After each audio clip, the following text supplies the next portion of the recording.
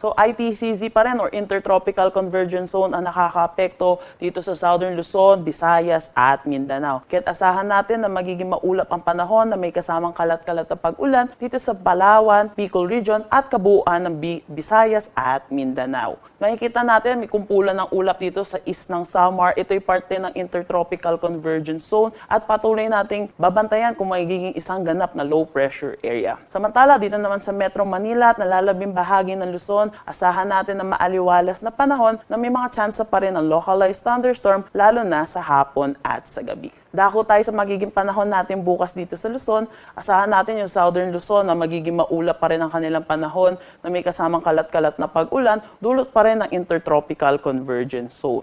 Pagdating naman dito sa nalalabing bahagi ng ating Luzon, kasama na ang Metro Manila, asahan natin ang maaliwalas na panahon na may mga tsansa ng localized thunderstorm pa rin sa hapon at sa gabi.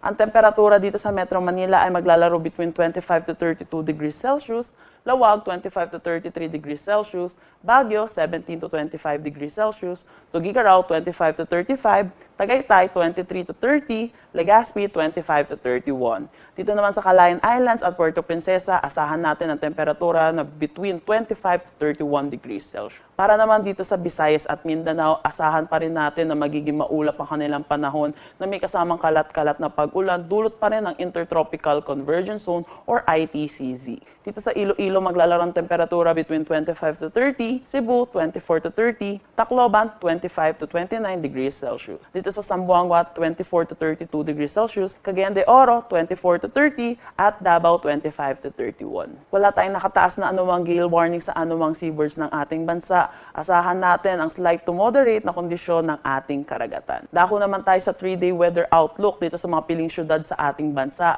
Dito sa Metro Manila, pagdating ng weekend, asahan natin na magiging maulap ang ating panahon dulot sa pagtaas nitong axis ng Intertropical Convergence Zone. Pero pagdating naman ng Monday is improving na ang ating weather, makakaasa na tayo ng maaliwalas na panahon na may kasamang kalat-kalat pa rin ng pag-ulan dulot ng mga localized thunderstorm. Dito sa Baguio, asahan natin throughout the 3 days is magiging maaliwalas ang kanilang panahon. Sa Legazpi at Cebu, dahil sa Intertropical Convergence Zone, asahan natin na magiging maulap pa rin ang panahon nila na may mga kasamang kalat-kalat na pag-ulan. Dito sa Davao, asahan natin by Saturday magiging maulap pa rin ang kanilang panahon, pero by Sunday mag-i-improve na ang kanilang weather Sunday to Monday. Dito sa Metro Manila, maglalaro ang temperatura between 25 to 32, Baguio City 16 to 25, Legazpi 24 to 32, Metro Cebu 24 to 31. At dito sa Davao 24 to 33.